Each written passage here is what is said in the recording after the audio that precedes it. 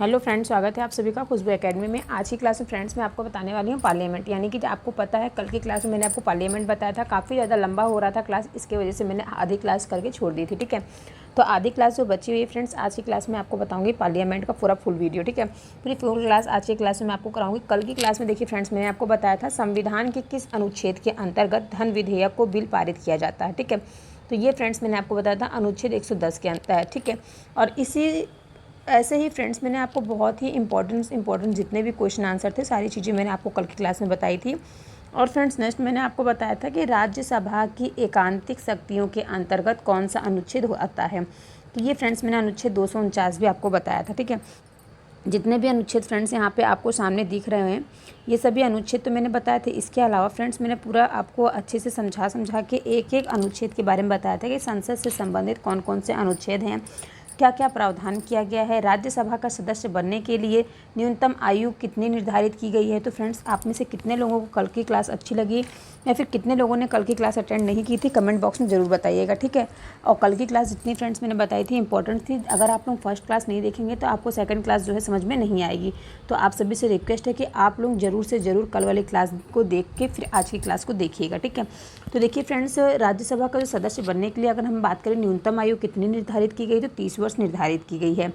और वहीं अगर हम बात करें फ्रेंड्स कि भारतीय संविधान का कौन सा अनुच्छेद संसद को अंतर्राष्ट्रीय समझौतों को लागू करने के लिए विधि निर्माण करने की शक्ति प्रदान करता है, तो वो है फ्रेंड्स अनुच्छेद 253। ठीक है, तो ऐसे ही फ्रेंड्स मैंने आपको यहाँ पे आप देख रहे हैं सामने इतने सारे अनुच्छेद मैंने सभी आपको समझाए थे, बताए थे कि राज्यसभा का सभापति तथा उपसभापति जो है इससे संबंधित कौन सा अनुच्छेद है, तो अनुच्छेद 89 हो गया आपका। अगर हम बात करें राज्यसभा के उपसभापति के पद की रिक्तियां त्याग पद तथा पद से हटाया जाना, ये कौन सा अनुच्छेद से संबंधित है, तो ये फ्रेंड्स अनुच्छेद 90 से संबंधित है। तो इसी प्रकार फ्रेंड्स मैंने सारे अनुच्छेद आपको समझाए थे।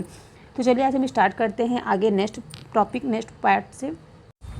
तो देखिए फ्रेंड्स, अब नेक्स्ट बात करते हैं आगे। अब देखिए फ्रेंड्स, फर्स्ट क्वेश्चन है आज की क्लास का कि किस राज्य में लोकसभा में अनुसूचित जनजाति के लिए सर्वाधिक सीटें आरक्षित हैं। तो फ्रेंड्स देखिए, अगर हम बात करें कि किस क्षेत्र में, तो मध्य प्रदेश में जो है फ्रेंड्स अनुसूचित जनजाति के लिए सबसे अधिक यानी कि 6 सीटें जो हैं वो आरक्षित की गई हैं। अब इसके बाद हम नेक्स्ट पॉइंट की बात करें। नेक्स्ट पॉइंट देखिए कह रहा है लोकसभा का कार्यकाल यानी कि आपातकाल की घोषणा के दौरान एक बार में कितने वर्ष के लिए बढ़ाया जाता है। तो वो फ्रेंड्स केवल एक बार में 1 वर्ष के लिए ही बढ़ाया जाता है जब आपातकाल की घोषणा की जाती। ठीक है, आपातकाल की घोषणा के दौरान जब भी उसका कार्यकाल बढ़ाया जाएगा तो फ्रेंड्स केवल 1 वर्ष के लिए ही बढ़ाया जाएगा। ओके, इसके बाद नेक्स्ट पॉइंट कह रहा है कि लोकसभा में 2 आंग्ल भारतीय यानी कि एंग्लो इंडियन रहते हैं, उनके सदस्य मनोनीत किए जाते हैं, उनकी जो है नियुक्ति कौन करता है, तो वो फ्रेंड्स करते हैं भारत का राष्ट्रपति। ठीक है, यानी कि जो भारत के राष्ट्रपति प्रेजेंट टाइम पे कौन है, श्रीमती द्रौपदी मुर्मू जी। ठीक है, जो कि एक अनुसूचित जनजाति ठीक है, अनुसूचित जनजाति एंड आदिवासी समुदाय से रिलेटिव हैं। ठीक है, अब देखिए फ्रेंड्स, जब मैंने आपको राष्ट्रपति के बारे में बताया था, ठीक है, राष्ट्रपति के जितने भी फ्रेंड्स वो होता है मैंने आपको बताया था। तो मैंने आपको बताया था फ्रेंड्स, जो श्रीमती द्रौपदी मुर्मू जी हैं, जो कि भारत की प्रथम आदिवासी, भारत की द्वितीय महिला और स्वतंत्र भारत में पैदा होने वाली प्रथम एवं सबसे कम उम्र की राष्ट्रपति हैं। ये भी आप लोग याद रखिएगा फ्रेंड्स, सबसे कम उम्र की राष्ट्रपति कौन है। तो इस टाइम जो प्रेजेंट टाइम में है भारत की राष्ट्रपति श्रीमती द्रौपदी मुर्मू जी हैं। ठीक है, और ये भारत की द्वितीय महिला, ठीक है, स्वतंत्र भारत की द्वितीय महिला भी हैं। ठीक है, अब नेक्स्ट हम बात करेंगे 104वें संविधान संशोधन अधिनियम 2019 के द्वारा आंग्ल भारतीय समुदाय से संबंधित व्यवस्था को निर्धारित तिथि में आगे नहीं बढ़ाया गया। यानी कि फ्रेंड्स तिथि कब की है, तो 25 जनवरी 2020 से आगे नहीं बढ़ाई गई है। ठीक है, नेक्स्ट पॉइंट कह रहा है कि लोकसभा चुनाव में निर्वाचित होने के लिए किसी व्यक्ति की न्यूनतम आयु कितनी वर्ष होनी चाहिए। तो देखिए फ्रेंड्स, लोकसभा चुनाव में जब निर्वाचित होने वाले जो सदस्य होते हैं, जो व्यक्ति होते हैं, उनकी न्यूनतम आयु कम से कम 25 वर्ष होनी चाहिए। ठीक है, देखिए फ्रेंड्स, यहाँ पे लोकसभा के लिए 25 वर्ष दी गई। यहीं अगर हम बात करें कि राज्यसभा के लिए, तो राज्यसभा के लिए फ्रेंड्स उसकी जो आयु दी गई है वो 30 वर्ष दी गई है। ठीक है, याद रखिएगा। अब देखिए यहीं पर हम नेक्स्ट पॉइंट बात करेंगे। नेक्स्ट पॉइंट देखिए कह रहा है कि लोकसभा व राज्यसभा के सर्वाधिक प्रतिनिधित्व भारत के किस राज्य में आते हैं। तो देखिए फ्रेंड्स, लोकसभा व राज्यसभा की अगर हम बात करें, दोनों राज्यों के सबसे अधिक जो प्रतिनिधि हैं भारत के किस राज्य में आते हैं, तो भारत के उत्तर प्रदेश राज्य में आते हैं। ठीक है, अब हम नेक्स्ट बात करेंगे। नेक्स्ट देखिए आपका नेक्स्ट क्वेश्चन दिया गया है उत्तर प्रदेश के पश्चात। ठीक है, उत्तर प्रदेश के पश्चात यानी कि उत्तर प्रदेश के बाद जो है लोकसभा में सर्वाधिक सीटें जो हैं किस राज्य में है? तो देखिए फ्रेंड्स, फर्स्ट नंबर पे जो है उत्तर प्रदेश की सबसे अधिक जो है लोकसभा सीटें हैं। इसके बाद अगर हम बात करेंगे तो वो है फ्रेंड्स महाराष्ट्र राज्य में, ठीक है। महाराष्ट्र में सबसे अधिक सीटें हैं। उत्तर प्रदेश के बाद सेकंड नंबर पे आएगा। नेक्स्ट हम बात करेंगे राज्यसभा एक स्थायी सदन है, ठीक है, क्योंकि इसे व्यक्तिगत समाप्त नहीं किया जा सकता। राज्यसभा क्या है? एक स्थायी सदन है, जबकि अगर हम बात करें लोकसभा जो है वो अस्थायी सदन कहलाता है, ठीक है। अब देखिए नेक्स्ट पॉइंट यहाँ पे कह रहा है क्षेत्रफल की दृष्टि से सबसे बड़ा लोकसभा निर्वाचन क्षेत्र कौन सा है? तो क्षेत्रफल की दृष्टि से फ्रेंड्स जो सबसे बड़ा लोकसभा निर्वाचन क्षेत्र है वो माना गया है लद्दाख, ठीक है। लद्दाख, जैसा कि फ्रेंड्स आप सभी लोग जानते हैं, लद्दाख जो है वो आपका लेह जो है, लेह एक राज्य है और लेह राज्य की राजधानी क्या है? लद्दाख है, ठीक है फ्रेंड्स, याद रखिएगा। नेक्स्ट हम बात करेंगे परिसीमन, ठीक है। परिसीमन के पश्चात उत्तर प्रदेश में मतदाताओं की संख्या की दृष्टि में सबसे बड़ा लोकसभा क्षेत्र कौन सा है? तो फ्रेंड्स सबसे बड़ा लोकसभा क्षेत्र जो है वो उन्नाव है, ठीक है, उत्तर प्रदेश में है उन्नाव, ओके, याद रखिएगा। अब देखिए नेक्स्ट पॉइंट हम यही बात करेंगे। नेक्स्ट पॉइंट आपका दिया गया है लोकसभा का पहला आम चुनाव किस वर्ष हुआ था? तो देखिए फ्रेंड्स यही हम बात करेंगे लोकसभा का जो पहला आपका हुआ था, लोकसभा का जो पहला आम चुनाव फ्रेंड्स हुआ था वो कब हुआ था? तो 25 अक्टूबर 1951 से 21 फरवरी 1952 के मध्य में हुआ था, ठीक है, याद रखिएगा, इंपॉर्टेंट पॉइंट रहेगा आपके एग्जाम के लिए। अब देखिए फ्रेंड्स यहाँ पे हम बात करेंगे भारत की संचित निधि पर भारित व्यय, यानी कि भारत की जो संचित निधि है उस पर कौन कौन से व्यय जो हैं ये भारित किए गए हैं, ठीक है। तो देखिए फ्रेंड्स एक एक करके मैं बताती हूँ, सभी लोग समझने की कोशिश कीजिएगा। तो देखिए फ्रेंड्स जो भारत की संचित निधि है यहाँ से जो व्यय दिया जाता है किसको किसको? तो देखिए राष्ट्रपति के वेतन भत्ते और उनसे संबंधित अन्य व्यय जो हैं ये भारत की संचित निधि पर भारित होते हैं, ठीक है। अब इसके अलावा हम बात करेंगे नेक्स्ट, तो सेकंड पॉइंट देखिए फ्रेंड्स कह रहा है राज्यसभा के सभापति, उपसभा के सभापति और लोकसभा के अध्यक्ष और उपाध्यक्ष के वेतन तथा भत्ते वे भारत के संचित निधि पर भारित होते हैं, ठीक है। तो देखिए फ्रेंड्स जो भारत की संचित निधि है यहीं से राष्ट्रपति को वेतन और भत्ते मिलते हैं और उनसे संबंधित जितने भी व्यय होते हैं ये सभी कहाँ से व्यय किए जाते हैं? तो भारत की संचित निधि से जो है व्यय किए जाते हैं, ठीक है। अब देखिए यहीं हम बात करेंगे नेक्स्ट, तो नेक्स्ट यहाँ पे कह रहा है ऐसे ऋण या भार जिनका दायित्व तो भारत सरकार पे है उसका भी जो है व्यय भारत की संचित निधि पर ही भारित होता है। अब देखिए नेक्स्ट पॉइंट हम बात करेंगे यहाँ पे उच्चतम न्यायालय के न्यायाधीशों के वेतन भत्ते एवं पेंशन तथा उच्च न्यायालय के न्यायाधीशों की पेंशन, ठीक है। यानी कि फ्रेंड्स जो उच्च न्यायालय के जो वेतन होते हैं, पेंशन होते हैं, भत्ते होते हैं, ये भी सब किस पे डिपेंड होते हैं? भारत की संचित निधि पर। नेक्स्ट पॉइंट हम बात करेंगे भारत के नियंत्रक एवं महालेखा परीक्षा का वेतन भत्ते एवं पेंशन, ये सभी चीज़ें जो हैं भारत की संचित निधि से ही प्राप्त होते हैं इनको। अब नेक्स्ट है लास्ट पॉइंट है फ्रेंड्स ऐसे अन्य व्यय जो संविधान अथवा संसद द्वारा निर्मित किसी विधि इस द्वारा इस संबंध में भारित घोषित किया जाए तो ये सभी वेतन और भत्ते जो हैं फ्रेंड्स ये सभी चीज़ें जो हैं भारत की संचित निधि पर ही भारित होते हैं, ठीक है। तो इन सभी को जो वेतन और भत्ते हैं, पेंशन, ये सभी कहाँ से मिलती हैं? तो ये सब फ्रेंड्स जो मिलती हैं ये भारत की संचित निधि पर ही भारित होती हैं। अब देखिए फ्रेंड्स अगर हम बात करें भारत की संचित निधि से अगर धन निकलवाने के लिए किसका अनुमोदन अनिवार्य होता है? तो संसद का अनुमोदन जो होता है फ्रेंड्स वो अनिवार्य होता है, ठीक है। ये इंपॉर्टेंट रहेगा, आप सभी लोग इंपॉर्टेंट डाल लीजिएगा। अब देखिए एक क्वेश्चन यहाँ पे और आता है धन विधेयक के संबंध में राज्यसभा को केवल सिफारिश करने का अधिकार है जिसे मानने के लिए लोकसभा जो होता है बाध्य नहीं है। इसके लिए राज्यसभा को 14 दिन का समय मिलता है। यदि इस समय में विधेयक वापस नहीं होता तो पारित समझा जाता है, ठीक है। और राज्यसभा धन विधेयक को न अस्वीकार कर सकती है और न ही उसे कोई संशोधन कर सकती है। ओके, समझ में आया? अब देखिए फ्रेंड्स अगर हम बात करें राज्यसभा के सदस्य जो प्रधानमंत्री बने, ठीक है, राज्यसभा के कौन कौन से सदस्य जो कि प्रधानमंत्री बने? तो देखिए इंदिरा गांधी जो कि राज्यसभा की सदस्य थी, बाद में प्रधानमंत्री भी बनी। HD देवगौड़ थे जो कि ये भी पहले राज्यसभा के सदस्य थे और बाद में जाकर के क्या हुआ? प्रधानमंत्री बने। इसके बाद हम बात करेंगे IK गुजराल, ये भी फ्रेंड्स पहले राज्यसभा के सदस्य थे, उसके बाद इन्होंने प्रधानमंत्री के पद को धारण किया। अब हम बात करें डॉक्टर मनमोहन सिंह, ठीक है, इनको भी आप लोग जानते होंगे, ये भी जो है पहले राज्यसभा के सदस्य थे, उसके बाद इन्होंने प्रधानमंत्री पद को धारण किया था। अब चलिए इसके बाद हम नेक्स्ट पॉइंट की बात करते हैं। नेक्स्ट पॉइंट क्या कह रहा है? नेक्स्ट पॉइंट चलिए यहाँ तक आई होप आप सभी को समझ में आया होगा। किसी को कोई डाउट हो तो कमेंट करके पूछ सकते हैं, ठीक है। तो देखिए फ्रेंड्स नेक्स्ट यहाँ पे हम बात करेंगे, ये देखिए यहाँ पे, ठीक है।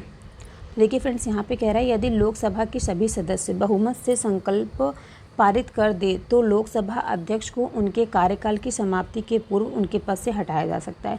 देखिए फ्रेंड्स, यहाँ पे बात कही जा रही है यदि कोई, ठीक है, यदि लोकसभा के जो सभी सदस्य हैं बहुमत से संकल्प पारित कर दे तो लोकसभा अध्यक्ष को उसके कार्यकाल की समाप्ति के बाद, ठीक है, समाप्ति के बाद उसके पद से हटाया जा सकता है।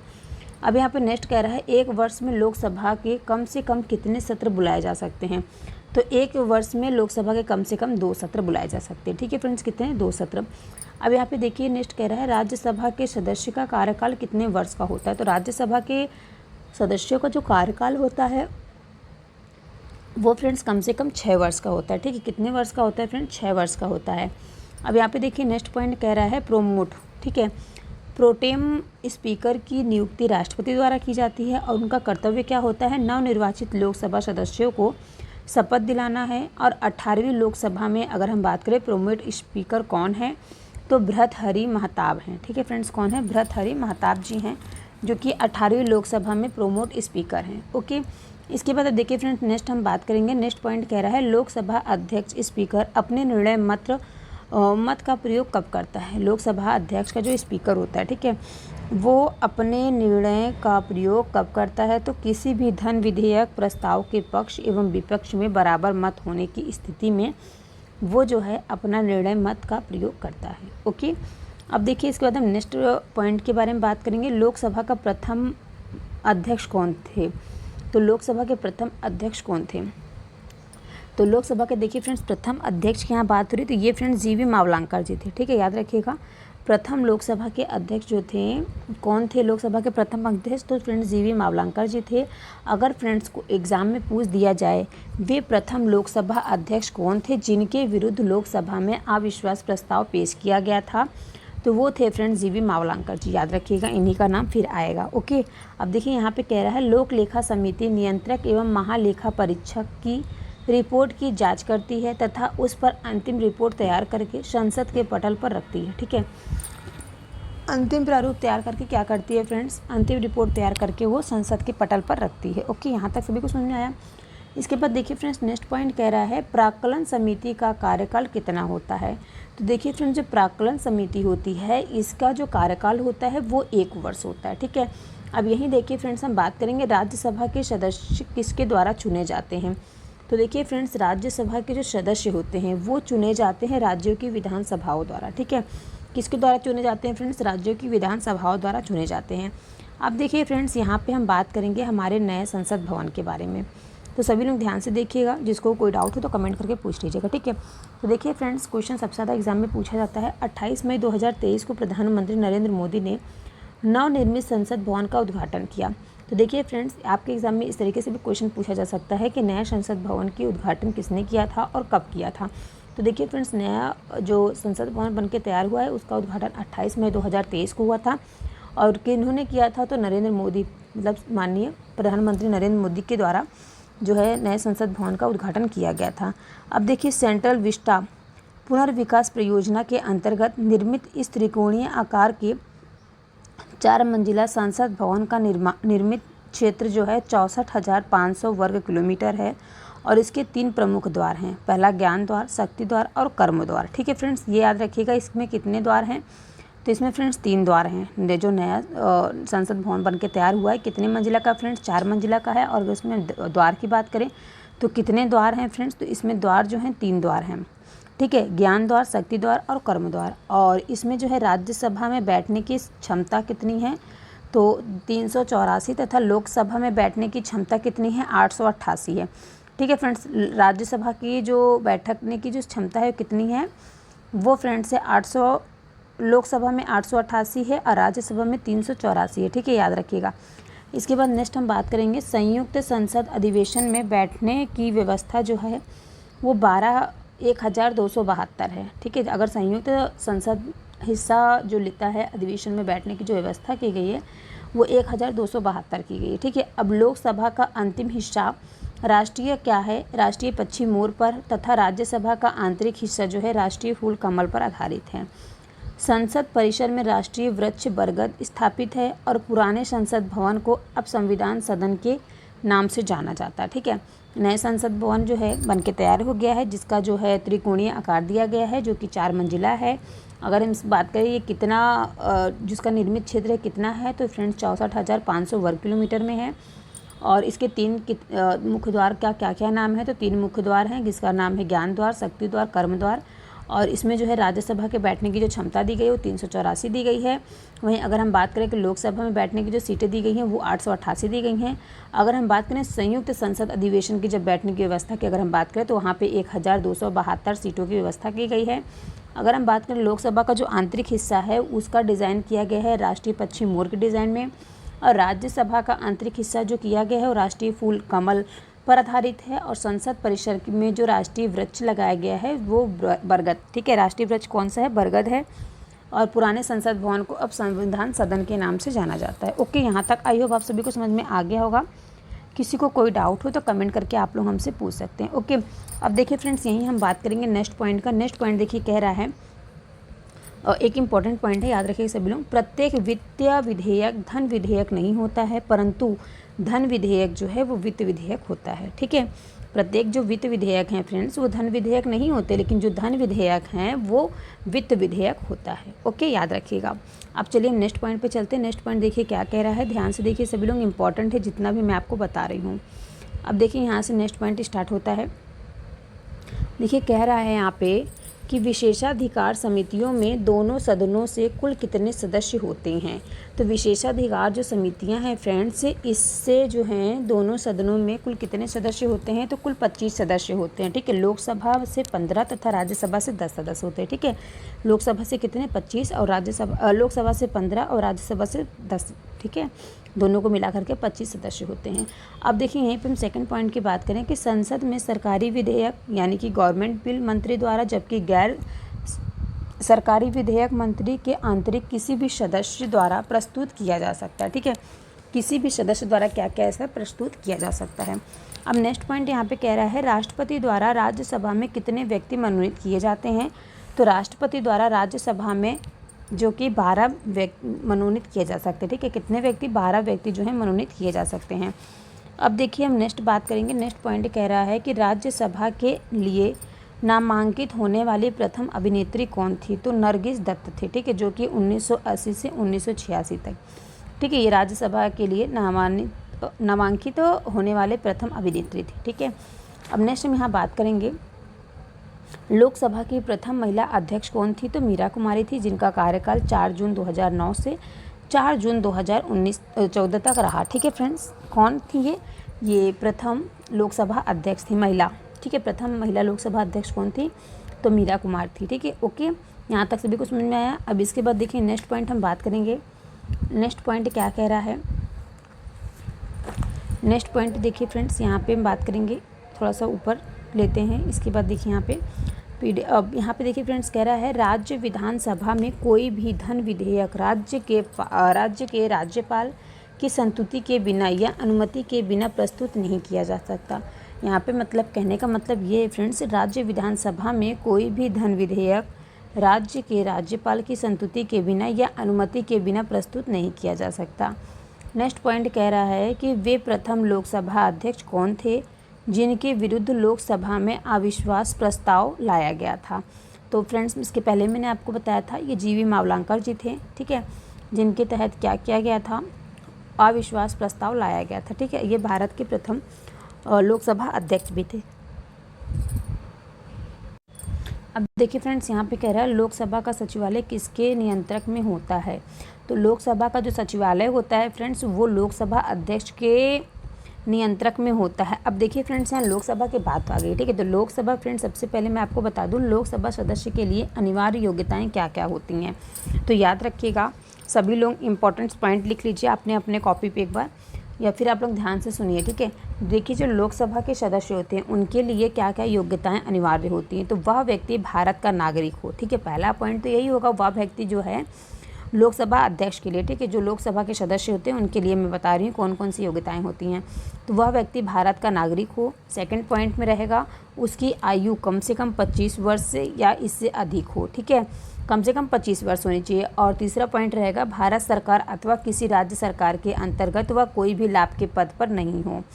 इसके बाद नेक्स्ट फोर्थ पॉइंट रहेगा, वह पागल व दिवालिया ना हो, ठीक है, वह पागल व दिवालिया ना हो। और लोकसभा का जो अधिकतम कार्यकाल होता है वो फ्रेंड सामान्यतः 5 वर्ष का ही होता है।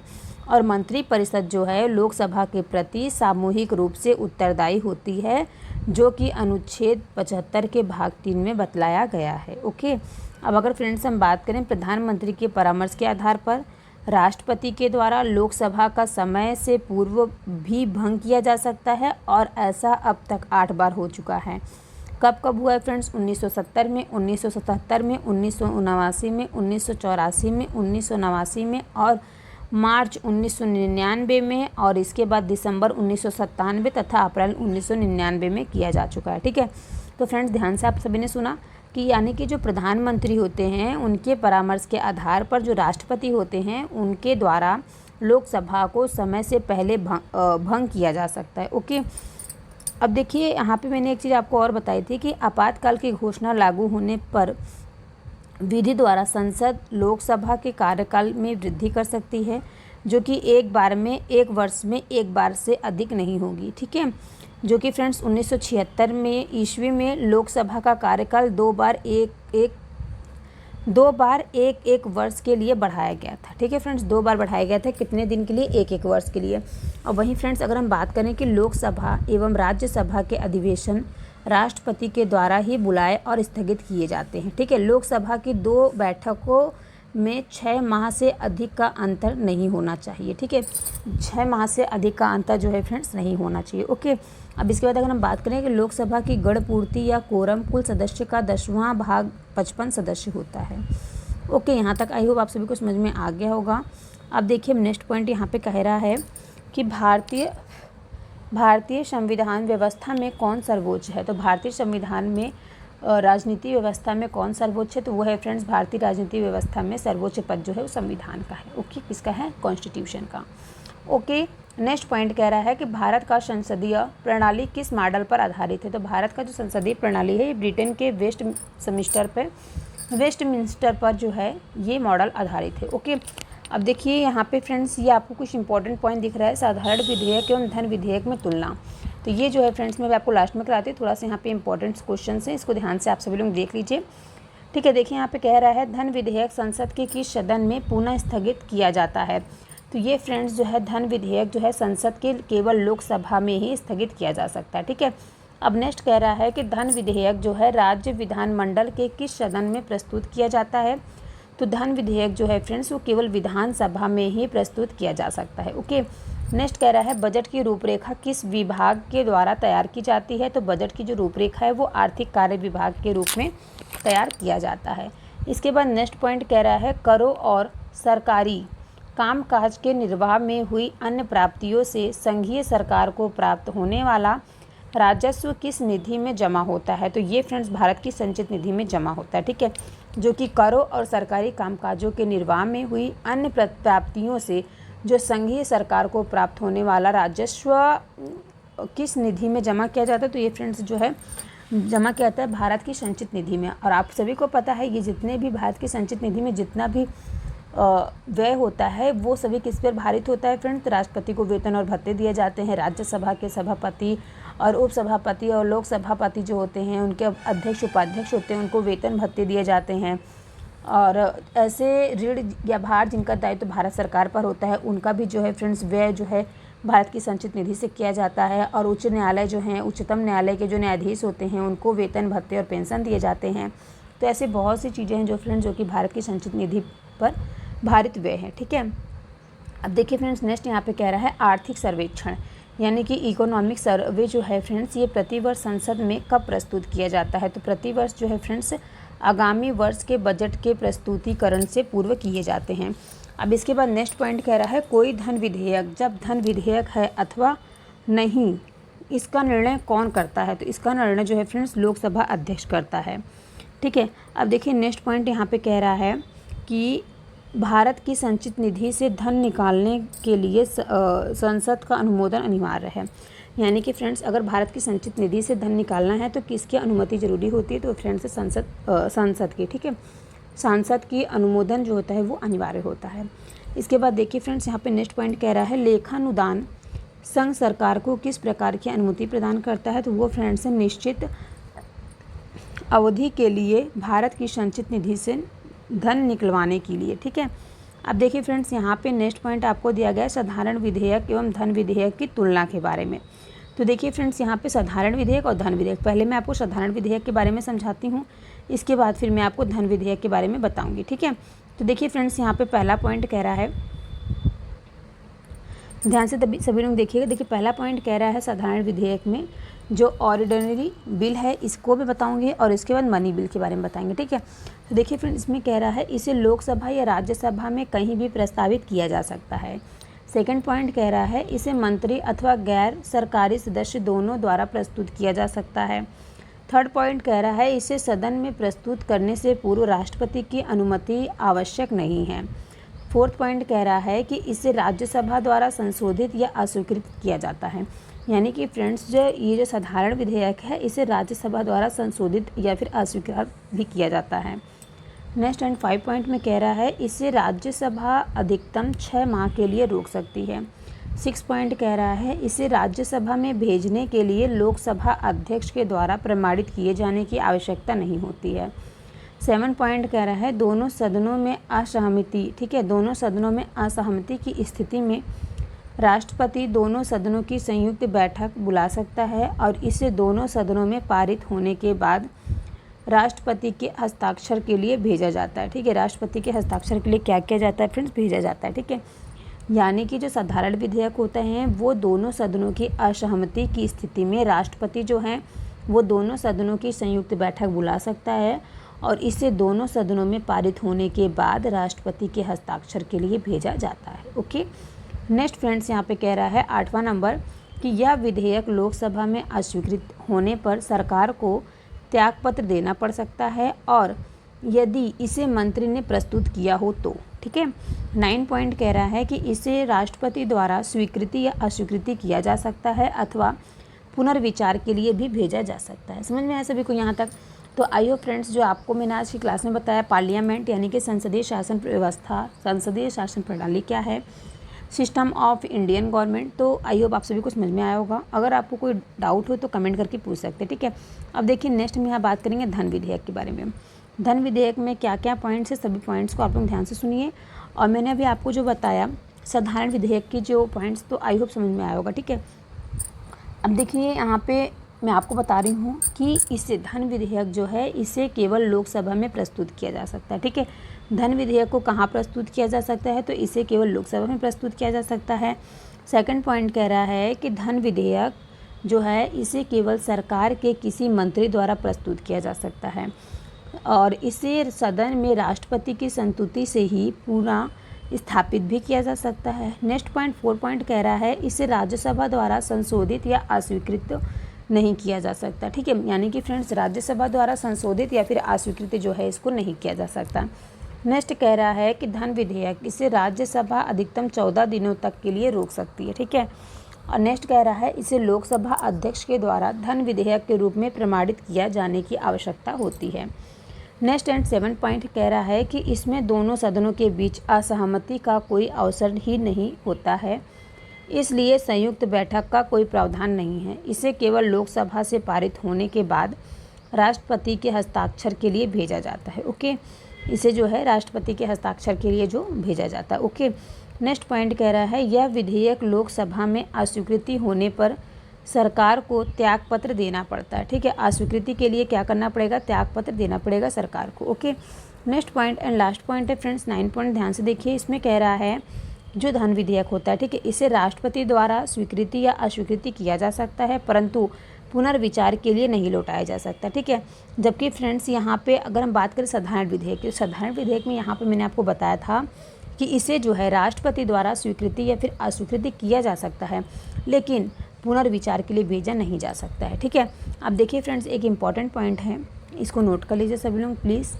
तो देखिए फ्रेंड्स, यहाँ पे मैं आपको बता रही हूँ कि धन विधेयक एवं संविधान संशोधन विधेयक, ठीक है, धन विधेयक और जो संविधान संशोधन विधेयक के संबंध में दोनों सदनों की संयुक्त बैठक नहीं बुलाई जा सकती, ठीक है, याद रखिएगा, इंपॉर्टेंट रहेगा आपके एग्जाम के लिए। अब चलिए हम नेक्स्ट पॉइंट पे चलते हैं। यहाँ तक सभी को समझ में आया? कोई डाउट हो तो कमेंट करके पूछ लीजिएगा सभी लोग। और देखिए फ्रेंड्स, आज की क्लास में जो है मुझे इसको कंप्लीट कराना है, क्योंकि कल की क्लास में आप लोग कमेंट कर रहे थे बहुत ज़्यादा हो रहा है मैम, तो इसकी वजह से जो है मैंने क्लास को वहीं पे एंड कर दिया था। आज की क्लास थोड़ी लंबी है, तो सभी से रिक्वेस्ट है कि क्लास को पूरा लास्ट तक देखिएगा।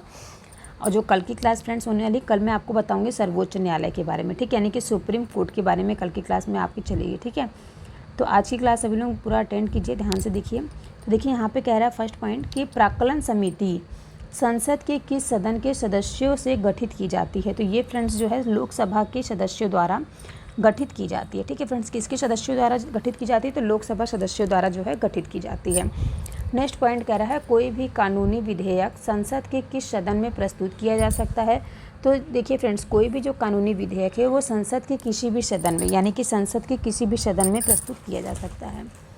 इसके बाद हम नेक्स्ट पॉइंट के बारे में बात करेंगे। नेक्स्ट पॉइंट यहाँ पे कह रहा है कि भारतीय संसद के दोनों सदनों की संयुक्त बैठक, यानी कि साधारण विधेयक तथा वित्त विधेयक दोनों के संबंध में हो सकती है।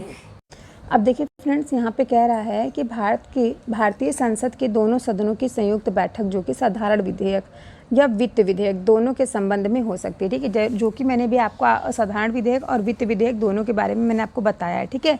अब देखिए यहाँ पे नेक्स्ट कह रहा है संसद के दो सत्रों के मध्य अधिकाधिक समयांतराल कितना होना चाहिए। तो कम से कम फ्रेंड्स 6 महीने का जो है समयांतराल होना चाहिए। इसके बाद नेक्स्ट कह रहा है आकस्मिक निधि को राष्ट्रपति कैसे व्यय कर सकती है। तो आकस्मिक निधि जो है इसको राष्ट्रपति बिना संसदीय स्वीकृति के व्यय कर सकती है। ओके, अब देखिए नेक्स्ट पॉइंट कह रहा है, नेक्स्ट पॉइंट देखिए फ्रेंड्स सभी लोग ध्यान से सुनिएगा। नेक्स्ट पॉइंट कह रहा है लोकसभा में जो विधेयक पर आम बहस किस वाचन में होती है। तो लोकसभा में जो विधेयक पर आम बहस होती है फ्रेंड्स द्वितीय वाचन में होती है, ठीक है। नेक्स्ट पॉइंट कह रहा है कटौती प्रस्ताव, ठीक है, यानी कि कट मोशन को और किस अन्य नाम से जाना जाता है। तो समापन प्रस्ताव के नाम से जाना जाता है फ्रेंड्स, ठीक है। कटौती प्रस्ताव किस और अन्य नाम से जाना जाता है? तो समापन प्रस्ताव के नाम से जाना जाता है।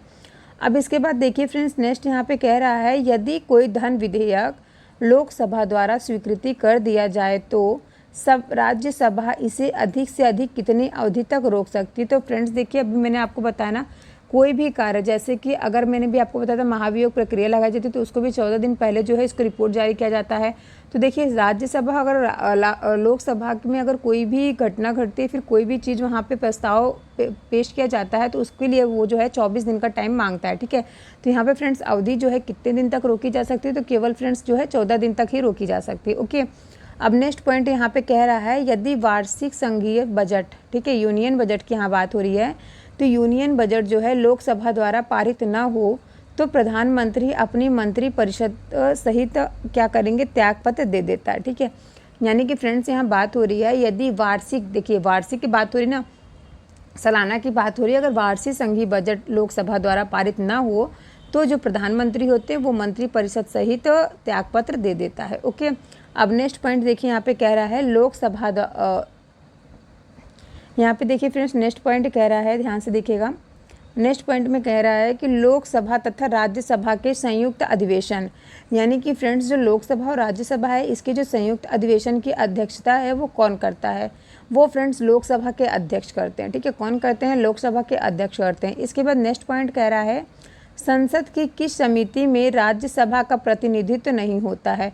तो संसद के फ्रेंड्स किस समिति की यहाँ बात हो रही है? तो फ्रेंड्स प्राक्कलन समिति जो है इसमें जो है राज्यसभा के प्रतिनिधित्व नहीं होता है। अब नेक्स्ट पॉइंट यहाँ पे कह रहा है कि अंतर्राष्ट्रीय संधियों को भारत के किसी भाग अथवा संपूर्ण भारत में लागू करने के लिए संसद कोई भी कानून बना सकती। तो वो फ्रेंड्स बिना किसी राज्य की सहमति से अंतर्राष्ट्रीय संधियों पर भारत के किसी भी भाग को अथवा संपूर्ण भारत में लागू करने के लिए संसद जो है वो किसी भी कोई भी कानून बना सकती है, ठीक है, बिना किसी के राज्य की सहमति से, ठीक है, यानी कि न कि राज्यसभा न कि लोकसभा की सहमति से वो बना सकती है। ओके, नेक्स्ट कह रहा है संसद की लोक लेखा समिति का प्रमुख कार्य शासन के वित्तीय लेखा एवं विनिमय तथा नियंत्रक महालेखा परीक्षा की रिपोर्ट का परीक्षण करना है। समझ में आया सभी को यहाँ तक? इसके बाद नेक्स्ट पॉइंट कह रहा है भारतीय संसद किसके माध्यम से प्रशासन पर नियंत्रण करती है। तो फ्रेंड्स ये है संसदीय समिति के माध्यम से, ठीक है। अब देखिए फ्रेंड्स, बहुत से लोग हैं वो लोग कह रहे होंगे, लड़कियां जो हैं बहुत सी कमेंट करती हैं कि मैम जो है मुझे यहाँ पे समझ में नहीं आया। तो मैं आपसे बस इतना ही कहना चाहूँगी, जितना मैंने शुरू से लेकर लास्ट तक पढ़ाया है आप लोग शुरू से क्लास को अटेंड कीजिए, एक एक चीज़ों को, छोटी छोटी चीज़ें समझने की कोशिश कीजिए, फिर आपको अच्छे से सारी क्लासेस समझ में आ जाएंगी, ठीक है। अगर आपको एक बार क्लास देखने समझ में नहीं आ रही तो आप एक बार क्लास को दोबारा देखिए, ठीक है। दोबारा देखने से आपको क्या होगा, पूरी चीज़ें जो है रिवीजन हो जाएंगी, ठीक है। तो आपको अच्छे समझ में भी आ जाएगा। अब देखिए यहाँ पे नेक्स्ट आगे बढ़ते हैं हम लोग। नेक्स्ट पॉइंट देखिए क्या कह रहा है, ध्यान से देखिएगा सभी लोग, सभी चीज़ें इंपॉर्टेंट है जितने मैं यहाँ पे आपको बता रही हूँ। अभी देखिए फ्रेंड्स, वन लाइनर है, ज़्यादा आपको पढ़ने की भी थियरी भी नहीं है ज़्यादा। तो देखिए यहाँ पे कह रहा है वर्तमान में राज्यसभा में 245 सदस्य हैं, जिनमें से 225 सदस्य राज्यों से और 8 सदस्य जो हैं वो संघ राज्य क्षेत्रों से चुनकर आते हैं, तथा 12 सदस्य जो हैं वो राष्ट्रपति द्वारा मनोनीत किए जाते हैं, ठीक है फ्रेंड्स। याद रखिएगा कि वर्तमान में राज्यसभा में कितने सदस्य हैं, तो 245 सदस्य हैं, जिनमें से 225 सदस्य जो हैं वो राज्य से हैं और 8 सदस्य कहाँ से हैं फ्रेंड्स, संघ राज्य क्षेत्रों से चुनकर आते हैं, ओके। जबकि 12 जो सदस्य हैं वो राष्ट्रपति द्वारा मनोनीत किए जाते हैं। अब देखिए इसके बाद हम यहाँ बात करेंगे, सरकार द्वारा लोकसभा में अपना बहुमत सिद्ध करने के लिए कौन सा प्रस्ताव रखा जाता है, तो वो फ्रेंड्स विश्वास प्रस्ताव रखा जाता है, ओके। नेक्स्ट पॉइंट कह रहा है भारतीय संसद के दोनों सदनों की प्रथम संयुक्त बैठक किस विधेयक पर हुई थी, तो दहेज उन्मूलन विधेयक पर हुई थी, जो कि 1961 में, ठीक है, वर्ष 1961 में हुई थी। अब नेक्स्ट पॉइंट कह रहा है लोक लेखा समिति अपनी रिपोर्ट किससे प्रस्तुत करती है, तो लोक लेखा समिति जो है फ्रेंड्स वो अपनी रिपोर्ट लोकसभा अध्यक्ष को प्रस्तुत करेगी, ठीक है। अब यहाँ पे देखिए नेक्स्ट पॉइंट कह रहा है संसद में लोक लेखा समिति जो है, समिति के अध्यक्ष की नियुक्ति किसके द्वारा होती है, तो लोकसभा के अध्यक्ष के द्वारा होती है। नेक्स्ट पॉइंट सेकंड है, कह रहा है संसद विधानसभा के किसी भी सदस्य की सदस्यता तब समाप्त समझी जाती है जब वह सदन को सूचित किए बिना लगातार 60 दिन तक अनुपस्थित रहता है, ठीक है। यानी कि फ्रेंड संसद या फिर विधानसभा के किसी भी सदस्य की सदस्यता तब समाप्त मानी जाएगी जब वह सदन को बिना किसी सूचना के लगातार 60 दिन यानी कि लगातार 2 महीने तक वो अनुपस्थित रहेगा, तो जो है उसकी जो है सदस्यता तब समाप्त कर दी जाएगी, ठीक है, समाप्त समझी जाएगी। अब नेक्स्ट पॉइंट यहाँ पे कह रहा है संसद जो है राज्य सूची के किस विषय पर कानून कब बना सकती है, तो यदि राज्यसभा ऐसा संकल्प पारित करती है तो जो है संसद की राज्य सूची के किसी विषय पर कानून बनाया जा सकता है, ओके।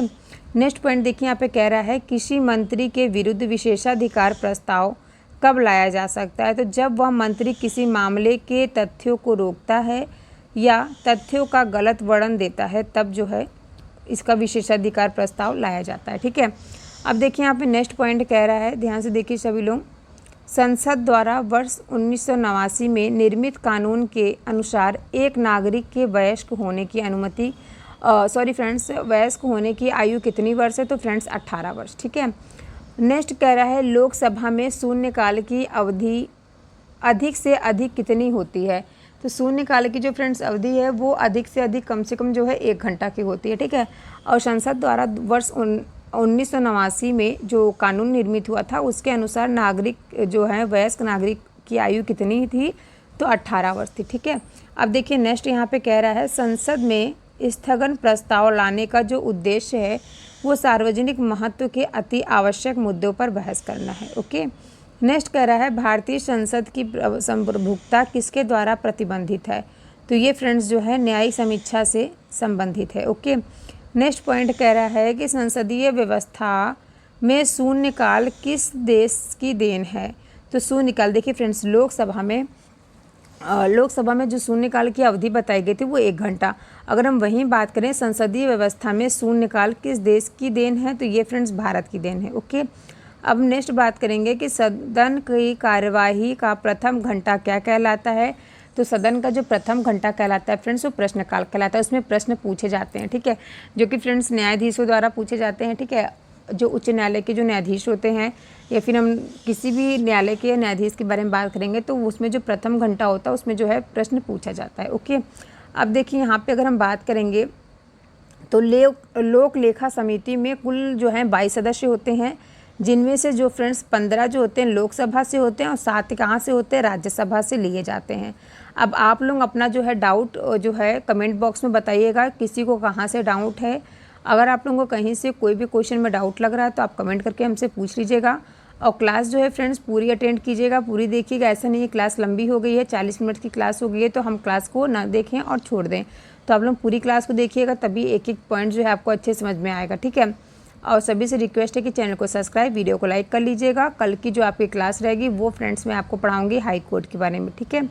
तो मिलते हैं हम आप सभी से नेक्स्ट क्लास में। आज की क्लास कैसी लगी कमेंट बॉक्स में ज़रूर बताइएगा।